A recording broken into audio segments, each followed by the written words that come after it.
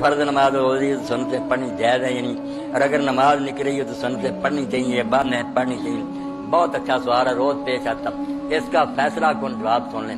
کہ جماعت ہوتے ہوئے سنتیں پڑھنا اس کی کوئی اجازت نہیں۔ اس سے بڑا ظلم کوئی نہیں کہ جماعت کھڑی ہو گئی ہے، فرض ہے، قرآن امام تلاوت کر رہا ہے، آواز آپ کے کانوں میں پڑ رہی ہے،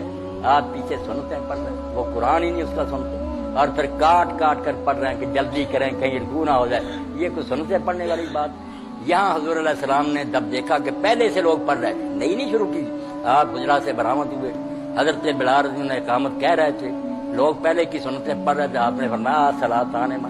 ایک وقت میں 2 نمازیں ہو سکتی ہیں، اذا اقیمت الصلاۃ فلا صلاۃ الا المکتوبہ، جب اقامت ہو جائے تو کوئی نماز نہیں سوائے فرض نماز کے، جب اللہ اکبر ہو جائے پڑھ بھی رہے تو چھوڑ دیں۔ حضرت عمر رضی اللہ تعالیٰ عنہ ابن عمر ہاتھ کھول دیتے تھے کہ کیا کر رہے ہو تم، سنتے پڑھ رہے ہو، ادھر فالن کا حکم ہو گیا کہ آ جاؤ ساتھ میں کھڑے ہو جاؤ، تو چھوڑ دیں۔ رہ گئی بات بعد میں پڑھنے کی، یہاں بھی آپ بے فکر رہیں، جیسے دوسری نمازوں کی سنتیں بعد میں پڑھ لیتے ہیں،